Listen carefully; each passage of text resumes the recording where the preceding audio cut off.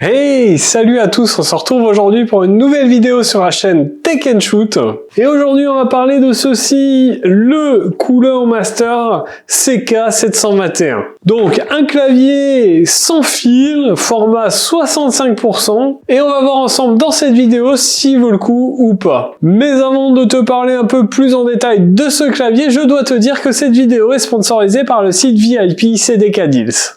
Alors, VIP CDK Deals, c'est un site où tu vas retrouver pas mal de choses, des clés Steam, des clés Origin. Mais ce qui nous intéresse aujourd'hui sur VIP CDK Deals, eh bien c'est les clés Windows. On va taper dans la recherche Windows 10 et on va prendre aujourd'hui la moins chère, la clé OEM. Alors cette clé OEM Windows 10, tu vas la retrouver à 16,89€ sur le site. Mais en plus, tu vas avoir un code de réduction de 30%. Ce code, c'est TST20. Tu le rentres ici dans la partie dédiée, et là, eh bien ta clé au lieu de 16,89€, tu vas la retrouver à 11,82€. Une fois que ta commande sera validée, tu vas dans ton compte utilisateur, tu fais afficher les clés et tu retrouveras ta clé Windows 10 ici. Ensuite, il te restera qu'à rentrer ta clé Windows, à l'activer, et voilà, ton Windows 10 est opérationnel. Tu pourras même passer gratuitement à Windows 11 en faisant la mise à jour. Je remercie encore VIP CDK Deals d'avoir sponsorisé cette vidéo, et puis on se retrouve tout de suite pour la suite. Allez, après cette petite partie sponsor, revenons à ce qui vous intéresse, ce Cooler Master CK721. Alors pour ceux qui ne le savent pas, j'ai passé un week-end à la Paris Games Week, la PGW,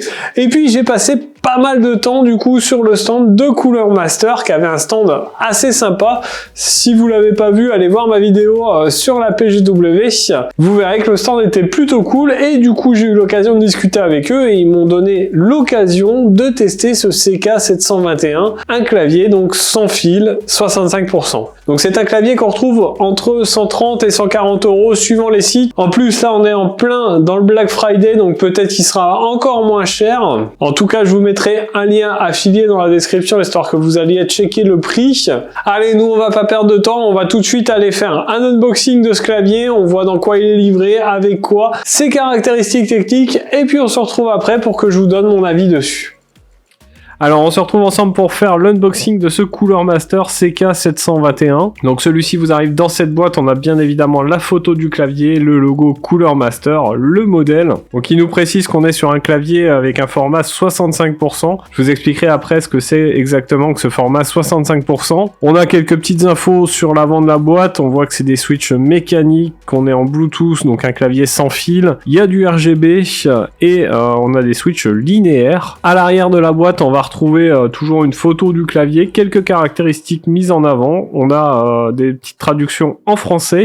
Alors lorsqu'on ouvre la boîte, on va retrouver un guide rapide d'utilisation avec une partie en français, un petit manuel qui nous explique comment retirer la plaque d'aluminium qu'il y a sur le clavier. Je vous la montrerai tout de suite après. On retrouve le repose-poignet. Alors ce repose-poignet, il est un petit peu différent des claviers de ce qu'on a l'habitude de voir sur les claviers, puisqu'on a un support poignet en fait en espèce de mousse assez dense, assez dure, vous voyez, hop. Mais du coup, on a quelque chose quand même de souple. Donc, à voir au niveau du confort ce que ça donnera. Après, j'ai peur que ça bouge, mais bon, il y a un espèce de plastique derrière, un petit peu caoutchouté.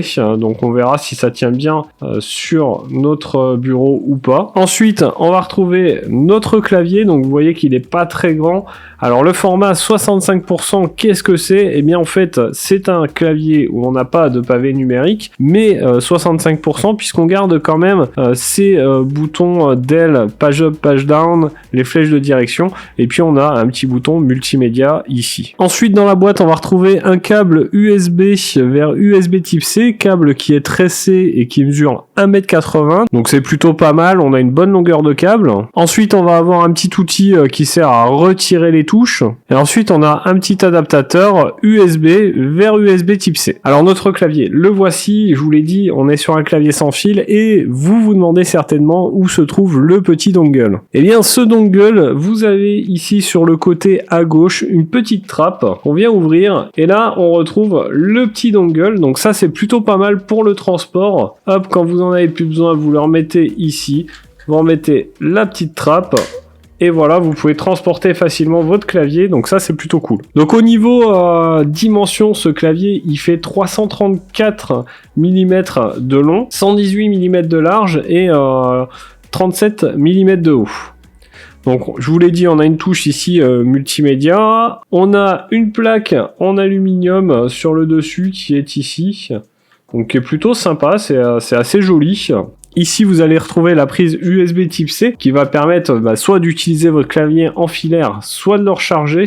Au niveau de la recharge, on est sur une batterie qui fait 2000 mAh, ce qui devrait vous offrir environ 65 heures d'utilisation, donc ce qui est plutôt pas mal. On verra pendant les tests si ça se confirme ou pas. Au niveau connectivité, on a du Wi-Fi 2,4 GHz et du Bluetooth 5.1. D'ailleurs, pour sélectionner le mode de connexion, eh bien, vous avez un petit sélecteur ici sur la droite. Donc, si vous le laissez au milieu, il est en mode USB ou éteint, tout simplement. Et ensuite, vous avez la position soit Bluetooth, soit Wi-Fi. Sur le dessous, ici, on va retrouver des petits patins pour pouvoir régler l'inclinaison de votre clavier.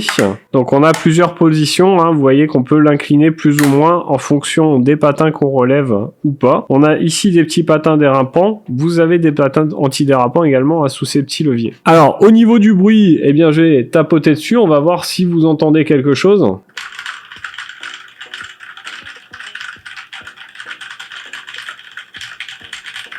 Bon, évidemment, là, je le maltraite, mais vous voyez que même en le maltraitant, le clavier est plutôt silencieux pour un clavier mécanique. Au niveau des switches, on est sur des switches de chez TTC, donc soit des Red, des Blue ou des Brown. On a bien sûr du RGB sur ce clavier. Alors vous voyez, là je l'ai allumé. Donc là, évidemment, il va rester en lumière fixe, il n'est pas réglé. Mais vous pourrez bien sûr le régler via le logiciel Cooler Master. Donc on a un rétroéclairage RGB qui est plutôt sympa. C'est pas exubérant, je dirais. C'est juste ce qu'il faut. Ça permet de bien voir les touches et c'est plutôt bien fait. Alors je vous ai pas parlé du poids du clavier. On est sur un clavier quand même qui fait 764 grammes. Donc il est pas léger, hein, clairement. On est sur un clavier qui sent la solidité, j'ai l'impression. Franchement, il pèse son poids. Allez, voilà pour l'unboxing de ce clavier, de ce Cooler Master CK721. Je vais le tester pendant un petit moment, je vais jouer avec, je vais faire du traitement de texte, enfin bref, je vais faire tout ce qui est possible de faire avec un clavier. Et puis nous, on se retrouve tout de suite pour que je vous donne mon avis dessus. Bon allez, on se retrouve après cet unboxing pour vous parler de ce clavier, de ce CK721 de Cooler Master. Donc vous l'avez vu, on a une finition qui est quand même plutôt pas mal, hormis je dirais le plastique derrière ici, qui est un peu bas de gamme selon moi. Sinon, eh bien le dessus du clavier est plutôt pas mal, le RGB, vous l'avez vu, c'est plutôt propre, c'est plutôt bien fait, on voit bien les touches et ça c'est agréable. La petite molette ici est plutôt sympa et fonctionne bien. Sinon, le principe du 65% est plutôt pas mal. On reste sur un petit clavier, mais avec les touches de navigation, donc ça c'est plutôt cool, c'est plutôt sympa à utiliser. Malgré ça, on a un clavier qui est hyper transportable, hein, vous voyez, il tient vraiment dans ma main. Voilà, si vous avez des sessions à faire ailleurs ou quoi, vous avez besoin d'un clavier transportable, franchement celui-là vous conviendra très bien. Alors que vous dire sur ce CK721 de Cooler Master, clairement on a un clavier au design qui est plutôt propre, un format 65% assez intéressant, un logiciel Cooler Master qui est plutôt pas mal non plus, la multiplicité des modes de connectivité puisqu'on va pouvoir le connecter en Bluetooth, en Wi-Fi ou en USB, la petite molette qui est plutôt sympa, qui marche bien, la durée de vie, l'autonomie de la batterie qui est plutôt pas mal, 2000 mAh, c'est assez convenable, et l'éclairage RGB qui est plutôt bien réussi. Ce que j'ai moins aimé, c'est le repose-poignet qui a le mérite d'être différent de la concurrence, mais moi j'aime pas trop ce système. Ce que j'ai moins aimé également, c'est la partie plastique derrière qui est pas oufissime, mais sinon pas grand chose à reprocher à ce clavier. Donc clairement un clavier que je peux vous conseiller si vous recherchez un clavier transportable, sans fil, de qualité, Clairement, vous serez pas déçus par celui-là. Je vous mettrai bien sûr un lien affilié dans la description. N'hésitez pas à aller checker parce qu'en fonction de la date à laquelle vous regardez, le prix aura peut-être changé. Et voilà, j'espère que cette vidéo vous aura plu. Si c'est le cas, n'hésitez pas à laisser votre plus gros pouce bleu juste en dessous de la vidéo. Laissez-moi un petit commentaire, dites-moi ce que vous pensez de ce clavier. N'hésitez pas aussi, si le contenu vous a plu, à vous abonner à la chaîne, à cliquer sur la cloche. Nous, en attendant, on se retrouve dans une prochaine vidéo, le lundi, le mercredi ou le samedi, comme vous le savez. En attendant, prenez soin de vous, à plus et bon shoot!